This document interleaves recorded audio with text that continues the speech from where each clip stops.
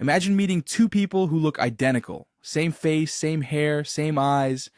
But when you try to talk to them, they just stare. They move in sync, laugh at the same invisible jokes, and whisper to each other in a language no one else understands. That's not a movie scene. It's real. Their names were June and Jennifer Gibbons, identical twins born in 1963 in Wales, and for most of their lives they lived in a private world no one else could enter, a world of silence, obsession, and something darker that no one saw coming. This is the strange, haunting, and true story of the Silent Twins, a story that blurs the line between love and madness. June and Jennifer were born to Barbadian parents who had moved to the UK for work. Their father served in the Royal Air Force, and their family lived on different bases around the country. At first, the girls seemed perfectly normal, quiet but happy, but as they grew, something began to change. By the age of 3, the twins had stopped talking to everyone except each other. Even their parents couldn't understand them. They developed their own private language, fast, mumbled, and impossible for anyone else to follow. Teachers grew worried. Other children tried to play with them, but were met with silence. The twins would sit together in the corner, mirroring each other's movements perfectly, blinking, eating, even breathing at the same time. They weren't just close, they were one. By the time the family settled in Haverford, West Wales, June and Jennifer's silence had become a wall between them and the world. At school, they refused to speak. Teachers tried everything: therapy, playtime, separation, but nothing worked. When they were separated, they froze. When they were together, they were fine, so long as no one else tried to talk to them.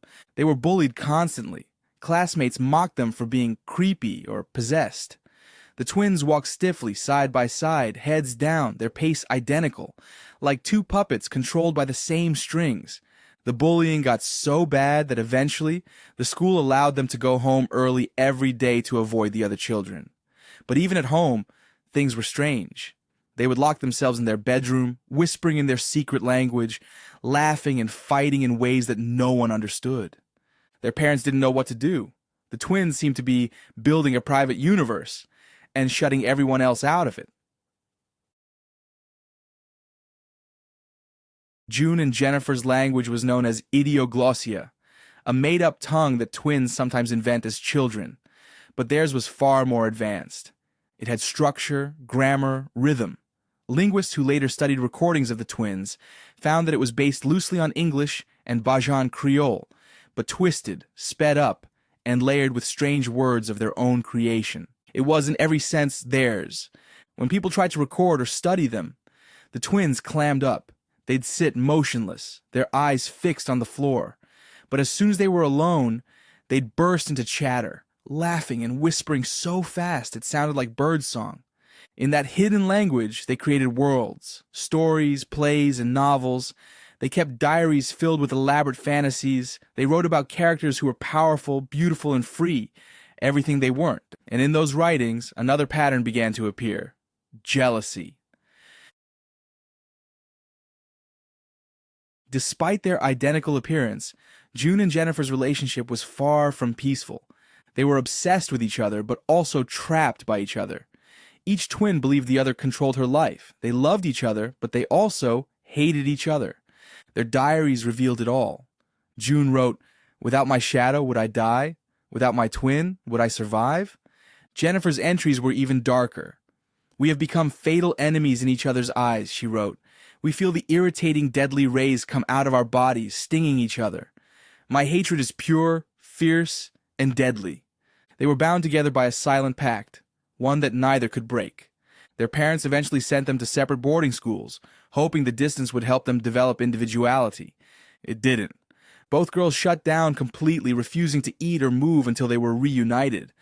When they were finally brought back together, they fell into each other's arms, sobbing, trembling, whispering words no one else could hear. But now something inside them had shifted. They began to rebel.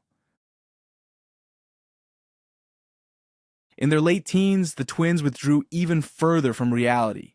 They spent years locked in their room, writing obsessively in notebooks. They created entire alternate universes, stories where they were heroes, lovers, villains. They typed novels on old typewriters and sent them to publishers.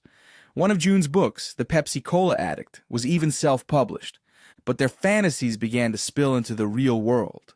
The twins became fascinated with fire, crime, and destruction. They started shoplifting, vandalizing property, and even setting fires. In one diary, Jennifer wrote, "We are identical twins, but we are not two people. We are one. One day, one of us must die so the other can live." In 1981, after a spree of petty crimes and arson, the twins were arrested. They were 19 years old. A judge deemed them dangerous and sent them to Broadmoor Hospital, one of Britain's most notorious psychiatric institutions. For most people, Broadmoor was a place of nightmares, a high-security hospital that housed murderers, psychopaths, and violent criminals. June and Jennifer were terrified. When they arrived, they were separated again, placed in different cells. For months, they refused to talk or eat. Eventually, they began to write letters to each other, hundreds of them, filled with longing, rage, and despair. In one entry, June wrote, "We have become two halves of a person. One day we will have to decide who should die." Doctors tried everything, therapy, medication, group sessions, but the twins remained locked in their strange dance of love and control. Sometimes they would speak, softly for minutes at a time, and then suddenly go silent for days. Other times they'd laugh uncontrollably for hours or cry without reason. It was as if they were haunted by something only they could see. In 1993, after 11 years in Broadmoor, doctors finally decided the twins could be transferred to a lower security facility. But just before the move, something eerie happened. Jennifer told one of the nurses, "I'm going to have to die. We've decided." The nurse didn't understand. She thought it was another strange fantasy, but when June and Jennifer got into the transport van to leave Broadmoor, Jennifer leaned against her sister's shoulder and whispered, "It's done." Moments later, she slumped forward. By the time the van reached the new hospital, Jennifer was dead. She was 29 years old. The cause of death was heart inflammation, myocarditis, but there was no clear reason for it. She hadn't been sick. There were no drugs in her system. Doctors called it natural causes, but no one could explain how a healthy young woman could die so suddenly. June later said quietly, "We made a pact. One had to die so the other could live." After Jennifer's death, something incredible happened. June began to speak fluently, clearly, and without fear. She told reporters that she felt free. She moved into a small house near her family in Wales, got a job, and began living a relatively normal life. When asked if she missed Jennifer, she said, "Yes, every day. But she freed me." It was as if Jennifer's death had broken the curse that had bound them together for so long. June now gives occasional interviews, soft-spoken but articulate, reflecting on the strange life they shared. She's never denied the pact, nor has she explained it. In one interview, she said, "We were trapped. The day Jennifer died, I knew it was over. I was free, but I lost my shadow." To this day, no one fully understands the Gibbons twins. Were they mentally ill, victims of isolation, or was their bond something beyond science, something spiritual or even supernatural? Their story has been studied by psychologists, linguists, and writers for decades. Some believe they suffered from selective mutism, a severe anxiety disorder. Others think they created their own reality so completely that one of them had to die to escape it. What's clear is that their connection went far beyond ordinary sibling love. They could mirror each other's thoughts and movements. They could sense when the other was angry or afraid.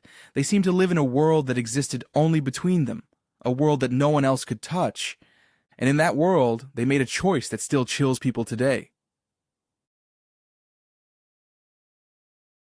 The story of June and Jennifer Gibbons has inspired documentaries, books, and films. In 2022, a feature film called The Silent Twins brought their lives back into public conversation. But even with all the attention, their mystery remains intact. June still visits Jennifer's grave every year. She leaves notes, flowers, and sometimes pages from their old notebooks. In her diary, she once wrote, "We shared everything. We even shared death." The notebooks, which are now preserved in archives, reveal a haunting truth. Despite their silence, the twins were never really mute. They spoke endlessly to each other in a language only they knew. They wrote about love, fear, jealousy, and dreams. They wanted to be famous, to be understood. But in the end, the world only remembered them for their silence. When you read their story, you can't help but wonder, what was that final conversation like? Did Jennifer truly choose to die? Did June agree? Or was the bond between them so strong that one couldn't survive without the other? Some people believe Jennifer's death wasn't a coincidence, that her body simply gave up because she willed it to. It's hard to explain, but maybe that's the point. Their story isn't about logic. It's about the terrifying power of connection, the kind of connection that can build you up or destroy you completely.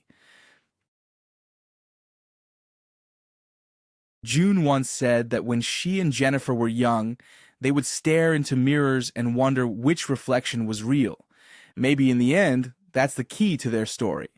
The twins spent their whole lives trying to find out who they were. Two people or one. And in that search, one of them disappeared. The world will never truly understand June and Jennifer Gibbons. But one thing is certain, their silence spoke louder than any words ever could. As always, visit us at readtherealstory.com for more true crime tales, mysteries, and chilling stories you won't find anywhere else.